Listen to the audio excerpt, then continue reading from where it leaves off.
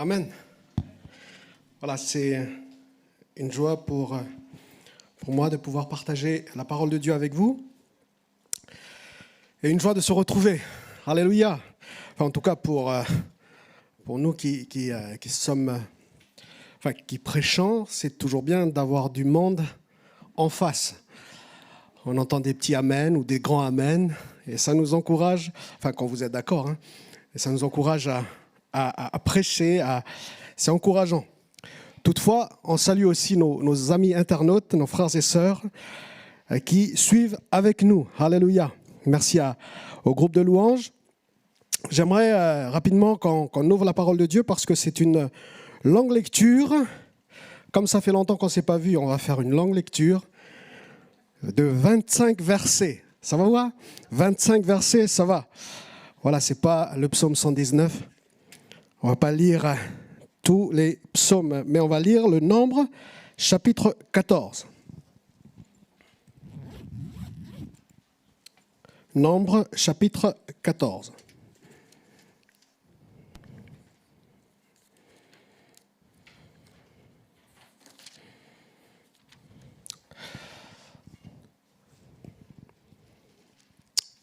Un petit peu le contexte, c'est le peuple d'Israël se retrouve en face du pays promis et Moïse envoie 12 espions pour récolter des informations concernant ce pays. Et après un rapport, on va dire un rapport, mais deux avis différents, toute l'assemblée va réagir à ce rapport des 12 espions, en tout cas des 10 et de deux autres qui ont un avis différent. Et voici ce qui est écrit dans Nombre, chapitre 14, verset 1er. Je lis dans la version second 21. Toute l'assemblée se souleva et poussa des cris, et le peuple pleura pendant la nuit. Tous les Israélites murmurèrent contre Moïse et Aaron, et toute l'assemblée leur dit, « Si seulement nous étions morts en Égypte ou dans ce désert, pourquoi l'Éternel nous fait-il aller dans ce pays où nous tomberons par l'épée, où nos femmes et nos petits-enfants deviendront une proie? Ne vaut-il pas mieux pour nous retourner en Égypte ?» Et ils se dirent l'un à l'autre, « Nommons un chef et retournons en Égypte. » Moïse et Aaron tombèrent le visage contre terre devant toute l'assemblée réunie des Israélites. Membres de l'équipe qui avait exploré le pays, Josué, fils de Nun, et Caleb, fils de Jephunnée, déchirèrent leurs vêtements et dirent à toute l'assemblée des Israélites, « Le pays que nous avons parcouru pour l'explorer est un pays très bon, excellent. Si l'Éternel nous est favorable, il nous y conduira et nous le donnera. C'est un pays où coule le lait et le miel. Seulement, ne vous révoltez pas contre l'Éternel et n'ayez pas peur des habitants de ce pays, car nous ne ferons d'eux qu'une bouchée. Ils n'ont plus de protection et l'Éternel est avec nous. N'ayez pas peur d'eux. » Toute l'assemblée parlait de les lapider lorsque la gloire de l'Éternel apparut sur la tente de la rencontre devant tous les Israélites. L'Éternel dit à Moïse, « Jusqu'à quand ce peuple me méprisera-t-il? Jusqu'à quand ne croira-t-il pas en moi, malgré tous les signes que j'ai accomplis au milieu de lui? Je le frapperai par la peste et je le détruirai, mais je ferai de toi une nation plus grande et plus puissante que lui. » Moïse dit à l'Éternel, « Les Égyptiens ont appris que tu as fait sortir ce peuple de chez eux par ta puissance. Et ils l'ont dit aux habitants de ce pays. Ils ont appris que toi, l'Éternel, tu es au milieu de ce peuple, que tu apparais visiblement, toi, l'Éternel, que ta nuée se tient sur lui, que tu marches devant lui le jour dans une colonne de nuée et la nuit dans une colonne de feu.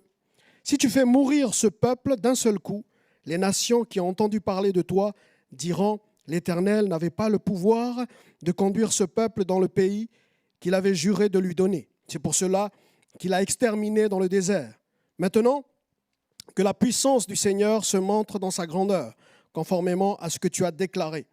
L'Éternel est lent à la colère et riche en bonté.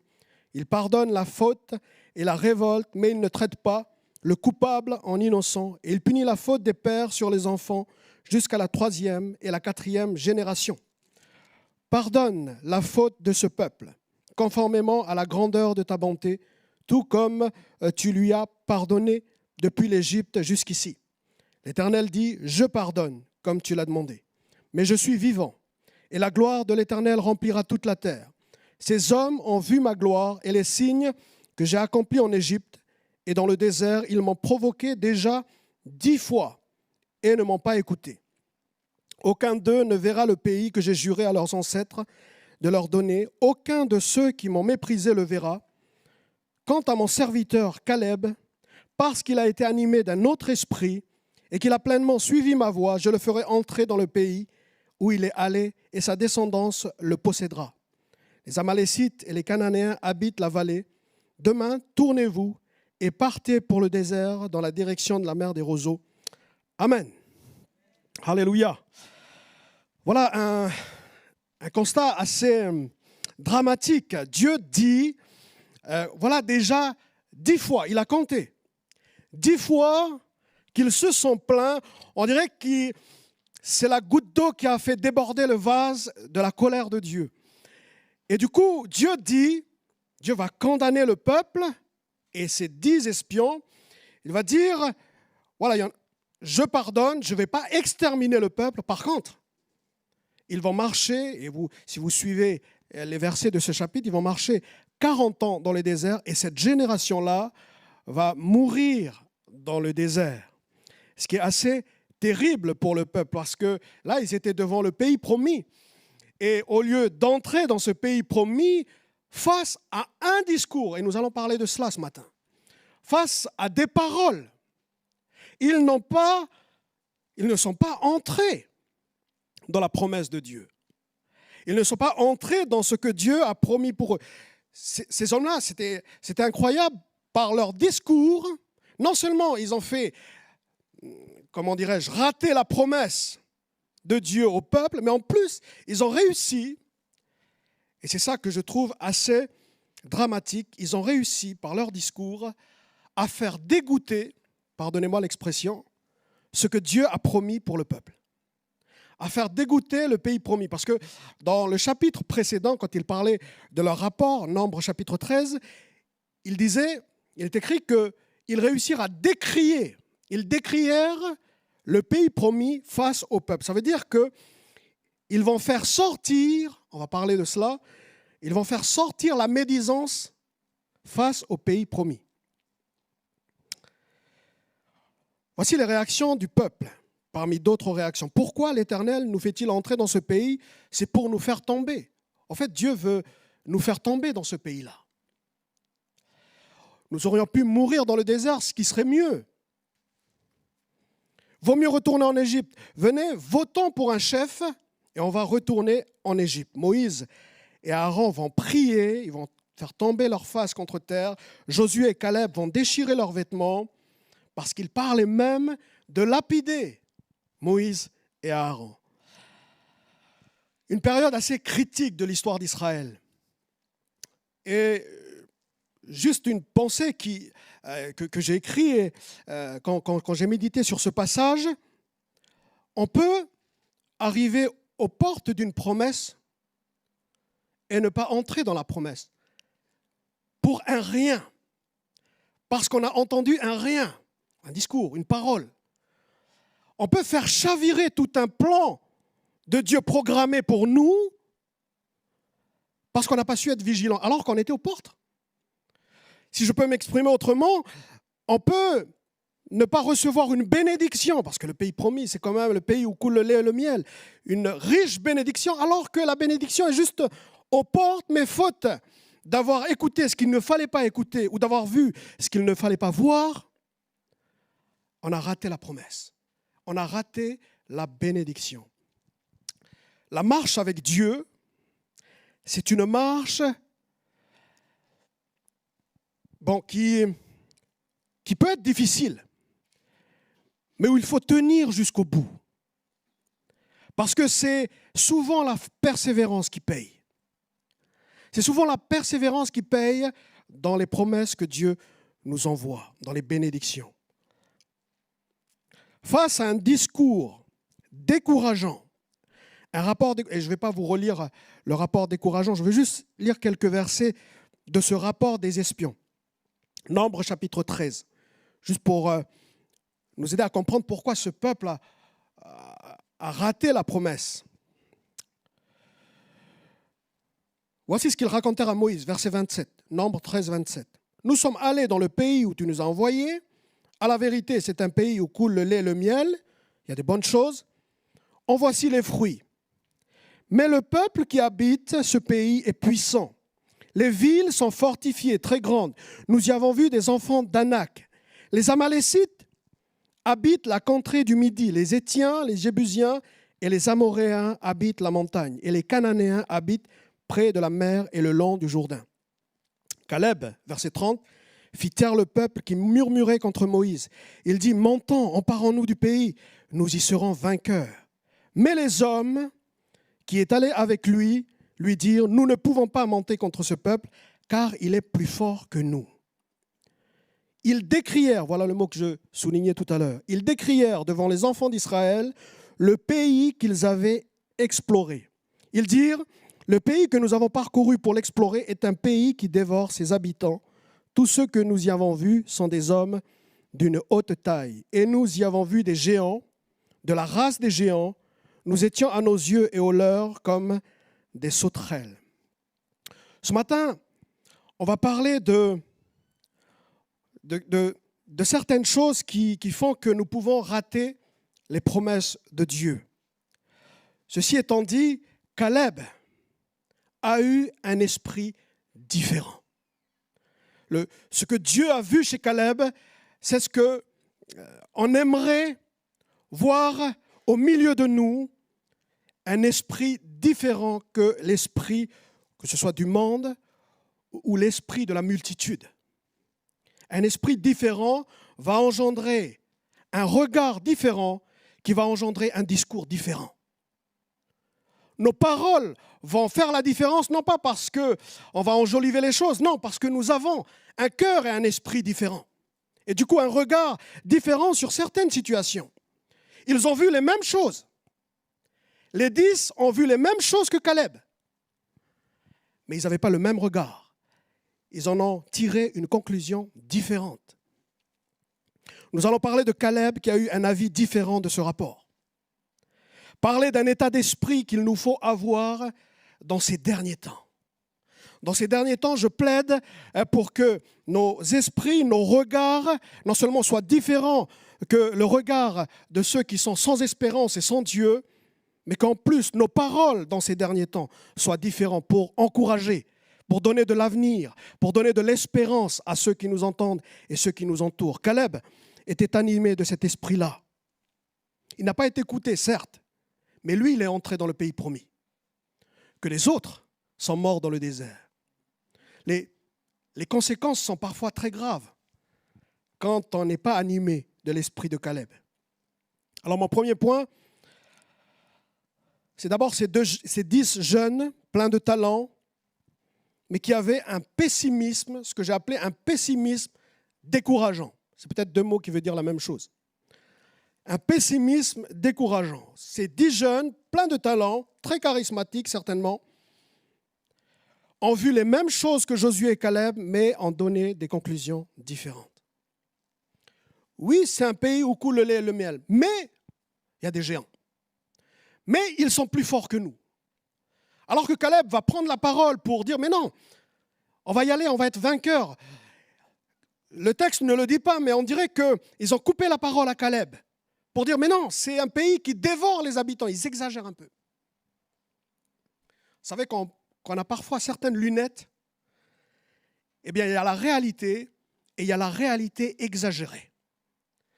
Quand on a parfois un certain esprit, on voit presque les mêmes choses que les autres, mais on dirait que nos lunettes vont déformer un petit peu la réalité. C'est ce qui s'est passé. C'est un pays qui dévore les habitants. En fait, devant eux, on est comme des sauterelles. Non, nous sommes des êtres humains. Voici ce qu'ils ont, voici ce qu'ils ont été capables de faire. Non seulement, c'est le mot décrièrent que j'ai souligné, Nombre 13, 32, ils décrièrent devant les fils d'Israël le pays. C'est le mot yatsa. Yatsa, ça veut dire sortir ou faire sortir. En fait, ce qu'ils ont fait, ce qu'ils ont été capables de faire, c'est que non seulement ils ont été dans la médisance par leur langue, mais ils ont réussi à faire sortir la médisance, ce qui est deux choses différentes. Ils n'ont pas seulement été médisants.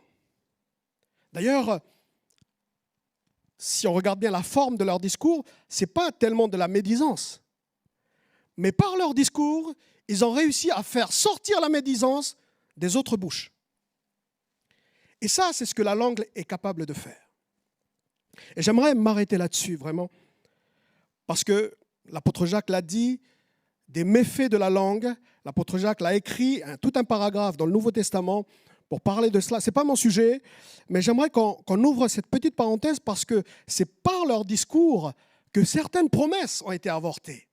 Pardonnez-moi l'expression. Je pense qu'ils ont été contents d'avoir trouvé les fruits, ces 10 espions. Il est même dit qu'une grappe de raisin, ils vont le porter à 2, une grappe de raisin.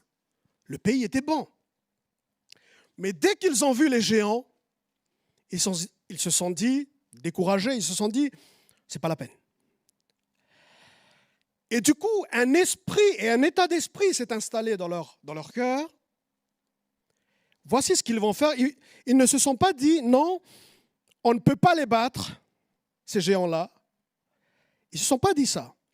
Eux, ils se sont dit, non, on ne va pas les battre.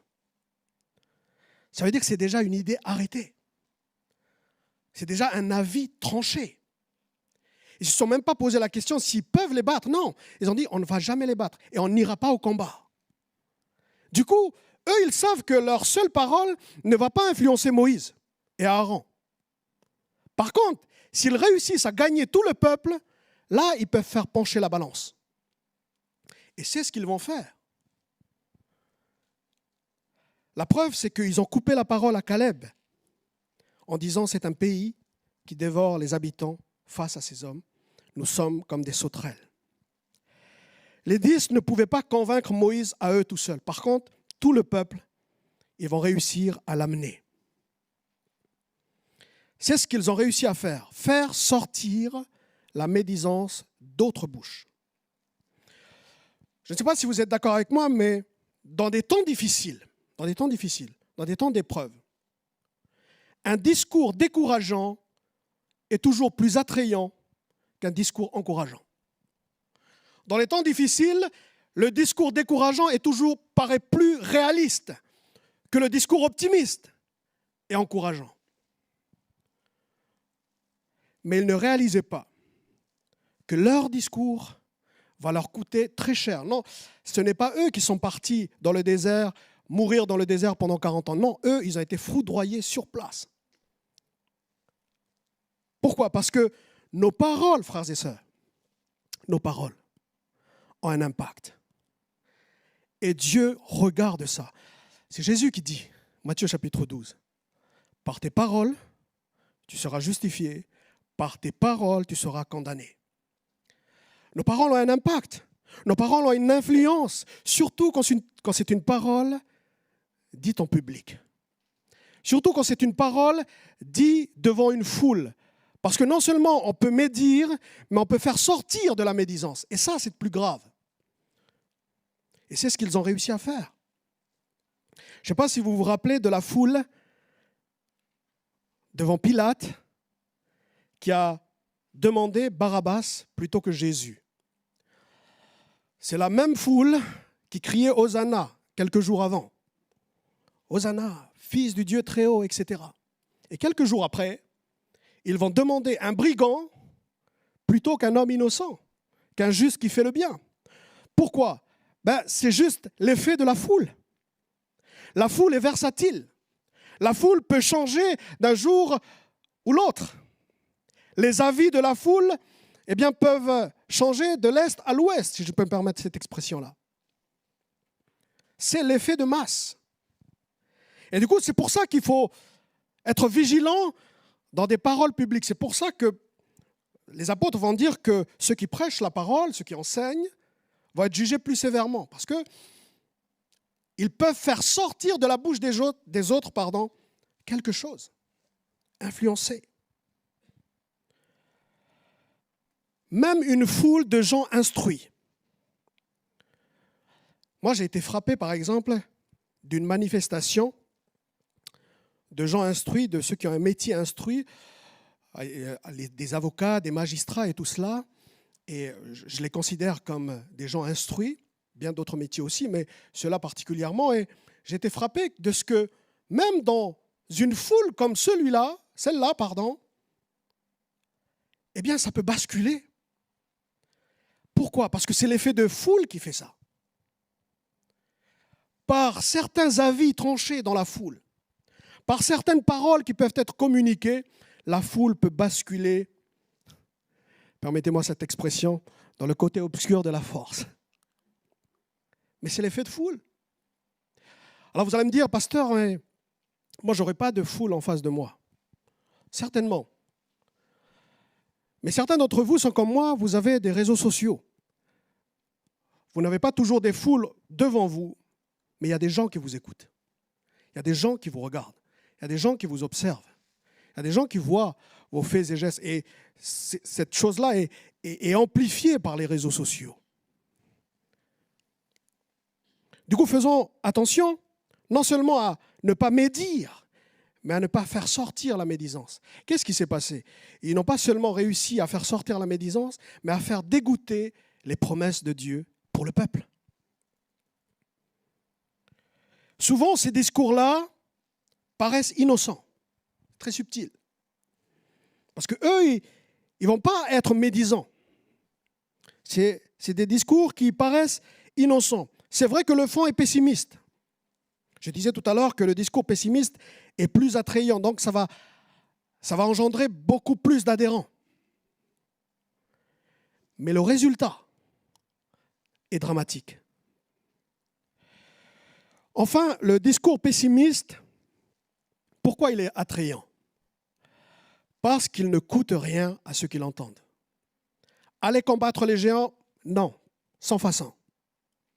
Aller combattre surtout cette race de géants, les fils d'Anak?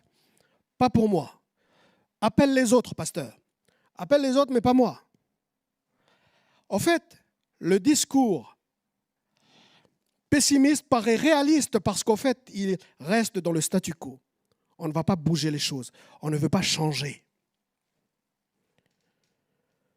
Au moins, on n'aura pas à combattre ces géants. Et c'était ce qu'ils avaient dans leur tête. Je disais tout à l'heure qu'ils ne se sont pas dit on ne peut pas les combattre, mais on ne va pas les combattre. Et on va essayer de convaincre le peuple pour qu'on n'aille pas combattre ces géants. Et du coup, ils ont gagné la foule. C'est ce que j'appelle un discours avec une réalité orientée. Il y a une réalité qu'ils décrivent, mais une réalité orientée.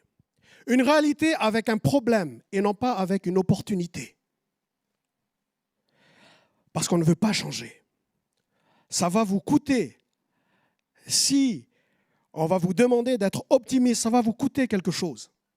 Si on va vous demander de changer, ça va vous coûter quelque chose. Et c'est pour ça que c'est moins attrayant, le discours optimiste ou plein d'espérance ou plein de foi, comme vous voulez. Mais c'est quoi la réalité orientée? C'est qu'on peut voir les mêmes choses, constater les mêmes situations, les mêmes difficultés, mais avoir un regard différent. Cela est dû au regard que l'on porte aux situations. Finalement, c'est un problème de regard. Comment nous voyons les choses? Comment nous voyons les réalités? Comment nous voyons nos montagnes? Comment nous voyons nos géants? Comment nous voyons nos problèmes? Comment nous les regardons? Est-ce que c'est avec les yeux de la foi? Regardez Caleb, il dit, mais si Dieu est avec nous, nous les prendrons, nous ne ferons qu'une bouchée de ces géants.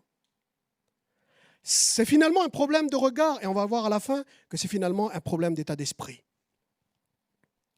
Parce qu'on peut considérer les mêmes choses et en tirer des conclusions différentes. Churchill, vous connaissez cette citation très célèbre.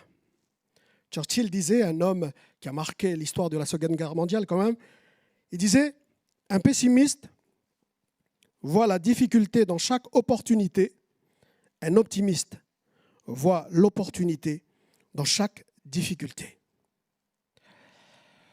En fait, ça dépend du regard que l'on porte sur la situation. L'œil du pilote, par exemple, quand il va avoir une distance, il va dire que c'est une courte distance. Mais l'œil du capitaine d'un bateau, d'un cargo, va voir la même distance et va dire, mais non, c'est une longue distance. Parce qu'il a un regard différent. Il a un regard selon les moyens qu'il a. Et c'est quelque chose de très intéressant, ce problème de regard, ce problème de vue ou de vision, si vous voulez.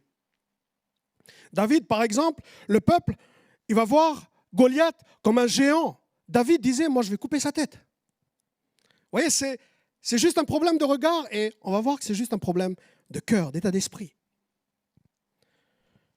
Le regard du vainqueur, écoutez bien, le regard du vainqueur sur une situation est différente que le regard de celui qui ne sait pas s'il va vaincre ou pas. Vous savez, je jouais au foot à l'époque. Bon, ça ne se voit plus aujourd'hui. Mais on nous disait, même si l'équipe était forte en face, sur le papier, on se le disait à nous dans les vestiaires, c'est nous qui allons gagner. On va être vainqueurs. On va les vaincre. Et des fois, c'est ce qui se passait.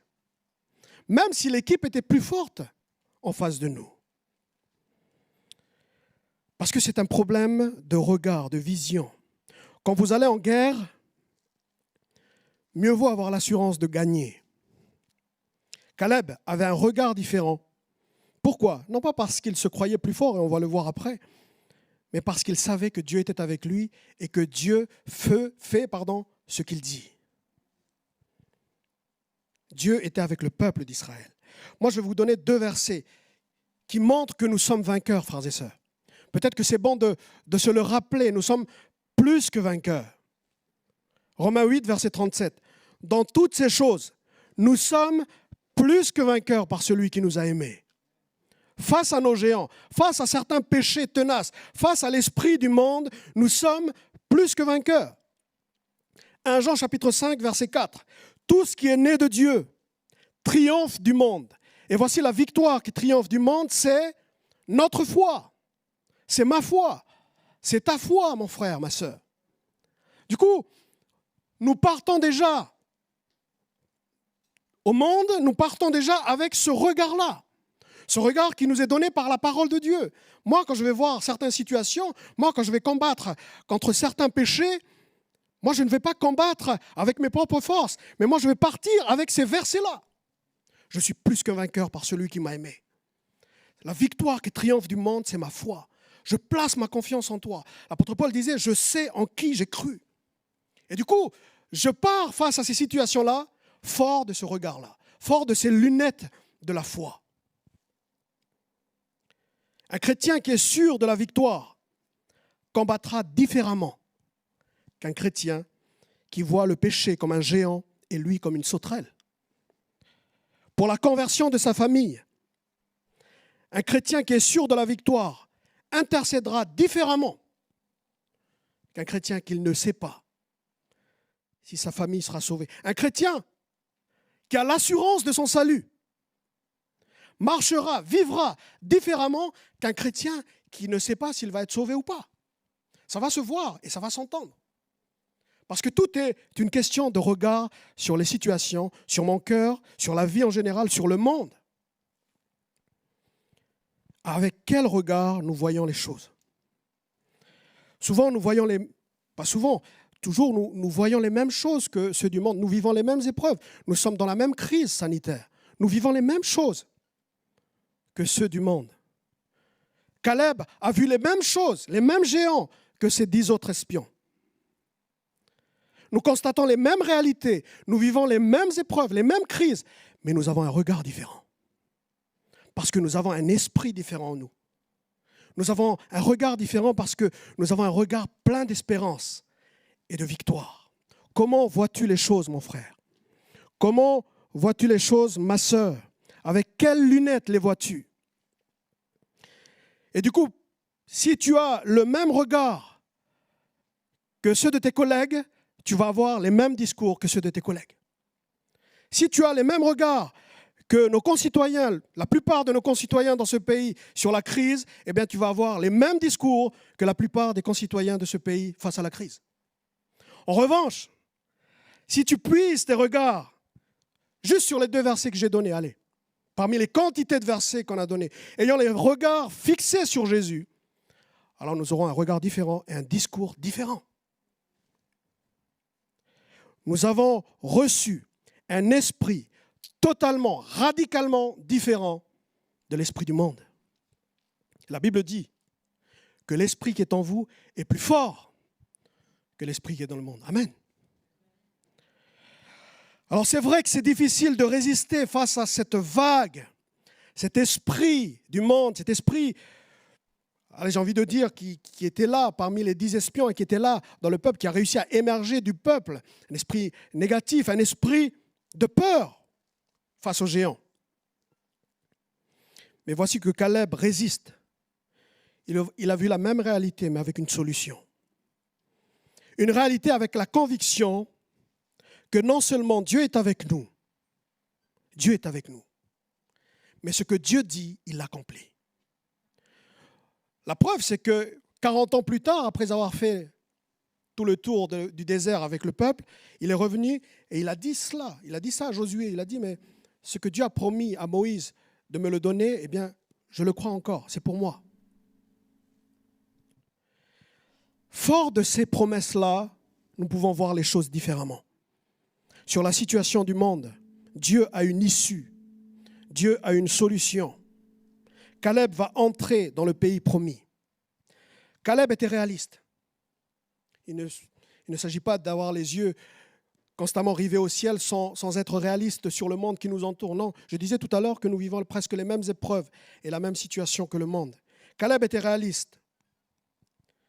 Mais il disait, Nombre 14, verset 8, « Si l'Éternel est avec nous, il nous fera entrer. » Verset 9, « L'Éternel est avec nous, ne les craignez pas. » Il y a un écrivain qui n'est pas chrétien, qui a dit ceci, « Si nous sommes livrés à nos propres forces, il y a toutes les raisons d'être pessimistes. Mais si on croit à des forces supérieures à l'homme, alors on peut être optimiste. » Celui qui a écrit cela, il n'était pas chrétien, mais il disait que si on croit à des forces supérieures, et c'était un petit peu l'esprit de Caleb. Caleb était réaliste sur ses propres forces, il avait ses limites. Mais il disait, Dieu est avec nous, ne les craignez pas. Un petit peu comme David face à Goliath, il ne venait pas avec ses propres forces, mais il venait avec le nom de l'Éternel.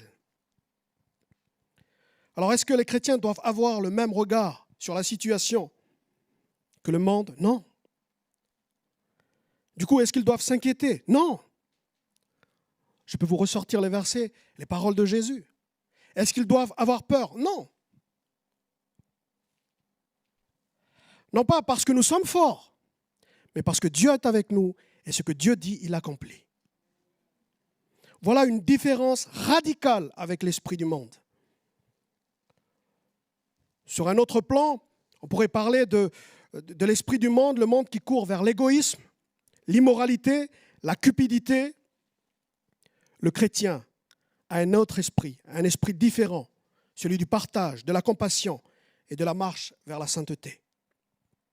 Parce que les commandements de Jésus sont notre guide, notre source d'inspiration pour nos choix et nos décisions. Alors je veux dire de tout mon cœur ce matin, Caleb, non seulement il avait cet esprit différent, mais il a réussi à garder cet esprit.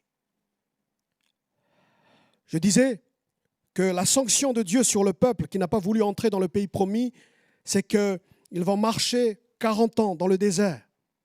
Et 40 ans dans le désert, eh bien, jusqu'à ce que cette génération-là ne voit pas le pays promis. Mais Caleb, lui, a su garder cet autre esprit. Et voici ce qu'il dit 40 ans plus tard, Josué 14, verset 11. « Je suis encore vigoureux, comme au jour où Moïse m'envoya. J'ai autant de force que j'en avais alors, soit pour combattre, soit pour sortir et pour entrer. Donne-moi donc cette montagne dont l'Éternel a parlé dans ce temps-là, car tu as appris alors qu'il s'y trouve des Anakim, qu'il y a des villes grandes et fortifiées. L'Éternel sera peut-être avec moi, et je les chasserai comme l'Éternel a dit. Comme l'Éternel a dit. Je m'accroche, je m'attache à ce que Dieu a dit. Et du coup, ça nous donne un regard différent sur la situation. Dieu aura toujours le dernier mot sur le monde. Voici ce qui a animé Caleb, un autre esprit et la fidélité à s'attacher à la promesse de Dieu fait partie de cet esprit-là. Il était fidèle. Ce que Dieu a dit 40 ans en arrière. Il y a parfois des paroles que vous avez reçues, des promesses, que ce soit sur votre famille, sur votre propre vie, que vous avez reçues il y a des années en arrière. Soyez fidèles. Soyons fidèles à ce qu'on a entendu de Dieu pour notre part. Et ce n'était pas facile pour Caleb. Parce que Caleb a marché 40 ans avec un peuple qui pensait différemment de lui. 40 ans. 40 ans à vivre avec des gens qui ne sont pas d'accord avec vous. C'est plutôt difficile. 40 ans à vivre avec des gens qui ne croyaient pas à la promesse de Dieu. 40 ans, allez, permettez-moi cette expression-là, avec une église qui n'est pas terrible. 40 ans avec une église qui n'entrait pas dans son appel, en tout cas selon lui. Mais l'esprit de Caleb, dans l'esprit de Caleb, il y a aussi une chose que nous ne devons pas oublier, la fidélité. Non seulement la fidélité aux promesses de Dieu, mais la fidélité au peuple de Dieu. Au peuple de Dieu. Il existe des promesses pour nos vies, personnellement, pour nos familles, d'un point de vue personnel. Mais ces promesses-là ne s'accompliront pas, sans le peuple de Dieu. Je suis toujours frappé quand je lis les épîtres de Paul, de Pierre. C'est très rare qu'ils parlent à une personne, sauf les épîtres de Paul à Timothée et à Tite, mais encore une fois, c'est pour les former. Pourquoi ? Les épîtres s'adressent surtout à des églises. Les épîtres s'adressent surtout, et les promesses s'adressent surtout à des peuples, ou plutôt à un peuple composé des églises locales. Tout ça pour vous dire quoi ? C'est que peut-être que certains parmi nous, et beaucoup parmi nous, on a reçu un appel, on a reçu une mission d'une façon personnelle de la part de Dieu. Mais souvent, ces promesses-là, ou ces appels-là, ne vont jamais se faire sans l'Église, sans le peuple de Dieu. Parce que Dieu accorde une très grande importance à son peuple. Moi, je m'attache plus au ministère de l'Église qu'à mon propre ministère. J'attache une plus grande importance au ministère, à l'appel de l'Église, que l'Église entre dans son appel, entre dans le pays promis, qu'à mon propre ministère. Pourquoi ? Parce que Caleb, à lui tout seul, il ne pouvait pas entrer. Il ne pouvait pas entrer dans son pays promis. Il avait besoin du peuple. Même si c'était une autre génération qui était là, ça restait le peuple de Dieu. Alors tout cela pour vous encourager aussi à la fidélité. Non seulement aux promesses de Dieu, à la parole de Dieu, mais au peuple de Dieu. L'église locale, nos églises locales ont connu des périodes difficiles. On ne pouvait pas se réunir, on ne pouvait pas faire les activités, etc. Et du coup, peut-être que ça a testé un peu notre fidélité à l'église. Peut-être que ça a mis un petit peu à l'épreuve notre fidélité au fonctionnement de l'église, même si elle n'est pas parfaite. Moi, je vais vous encourager de la part de Dieu. Il y a des appels qu'ils ne se feront jamais sans le peuple de Dieu. Je conclus et je vais inviter les musiciens à s'approcher. Dans ce monde où la peur est devenue la conseillère de nos actions, où l'égoïsme est devenu le slogan de nos sociétés, certaines habitudes sont engendrées par l'esprit du monde. L'égoïsme, je parlais de l'égoïsme, je parlais de la rébellion, de l'insoumission, etc. Tout ça vient, ces actions-là, ces paroles-là viennent d'un esprit. Peut-être qu'elle n'est pas matérialisée encore, cet esprit-là, mais en tout cas, la Bible dit que l'esprit de l'Antichrist agit déjà dans le monde. Donc tous les faits et gestes de ceux qui sont sans espérance et sans Dieu viennent d'un esprit. Et le plus dramatique, c'est que cet esprit-là, eh bien, gagne le peuple de Dieu comme il a gagné le peuple à l'époque de Caleb et de Josué. Il y a un esprit qui vient gagner le monde et qui pourrait gagner le peuple. Paul disait, « Soyez remplis du Saint-Esprit ». Il est plus que temps de vivre ce que Paul a écrit. Soyez remplis du Saint-Esprit. Le Saint-Esprit, c'est le consolateur. Le Saint-Esprit, c'est celui qui va... La Bible dit que l'Église s'accroît par l'assistance du Saint-Esprit. Et nous avons reçu cet esprit-là. Cet esprit d'adoption par lequel nous crions « Abba Père » pour la louange. L'Esprit de Dieu est en nous, alléluia. Et du coup, nous voyons les mêmes situations que le monde. Nous vivons les mêmes épreuves que le monde. Nous sommes dans les mêmes crises que le monde. Mais nous avons un esprit totalement différent du monde. Nous sommes dans le monde, mais nous avons reçu l'Esprit de Dieu. L'Esprit qui nous donne la foi. L'Esprit qui nous donne de la compassion à ceux qui nous entourent. L'Esprit qui nous pousse à partager. L'Esprit qui nous pousse à aimer. C'est le Saint-Esprit qui fait ça. Oui, l'esprit du monde gagne du terrain. Mais ce matin, faisons appel à Dieu pour que nous soyons tous remplis du Saint-Esprit. Nous pouvons, même si nous vivons les mêmes crises que celles du monde, en tirer des conclusions différentes. L'autre esprit que Jésus nous encourage à avoir, c'est le Saint-Esprit. L'esprit qui animait Caleb. Voyez-vous, Caleb, avec Josué, étaient les seuls, deux, parmi des milliers de personnes, deux seuls qui sont entrés. Je ne sais pas pour vous, mais moi je veux entrer. Je veux entrer dans l'appel que Dieu a pour moi et dans l'appel que Dieu a pour l'Église. Moi je veux entrer dans le pays promis. Moi je veux être parmi de ceux qui ont cet esprit de Caleb. Je ne veux pas tourner en rond dans le désert avec un peuple rebelle. Moi je veux rentrer dans le pays promis, alléluia. Je veux rentrer dans l'appel de Dieu, alléluia. Et j'aimerais vraiment vous inviter, frères et sœurs, à cette prière. Seigneur, remplis-moi du Saint-Esprit, remplis-moi de toi. Je veux plus de toi, on l'a chanté tout à l'heure. J'aimerais qu'on courbe un instant nos têtes, qu'on prie, on ferme nos yeux, on réclame à Dieu sa grâce. Seigneur, nous voulons être animés d'un esprit différent de celui du monde, de l'esprit qui anime le monde.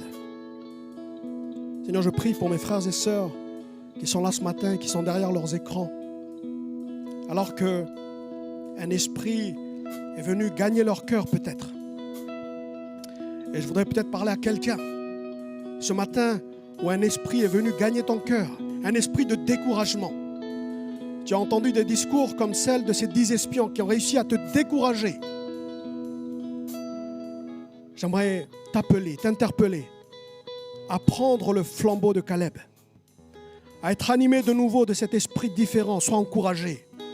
Dieu t'encourage, Dieu t'interpelle et t'encourage ce matin à ne pas te décourager. Même si tu es en train de marcher dans le désert, attends la promesse. Tu vas entrer dans ce pays promis. Tu vas entrer dans ton appel pour ta famille. Que Dieu te bénisse. De la part du Seigneur, que Dieu te bénisse, que Dieu t'encourage, que Dieu te fortifie ce matin. Seigneur, remplis-nous du Saint-Esprit. Que le Saint-Esprit vienne nous animer encore ce matin. Que ce soit dans la louange, dans le service, mais viens nous remplir du Saint-Esprit, ô Dieu. Seigneur, je sais que mes discours ne pourront rien faire sans l'action du Saint-Esprit. Alors fais-le ce matin de tout mon cœur, je te prie, Père, au nom de Jésus. Amen. Alléluia.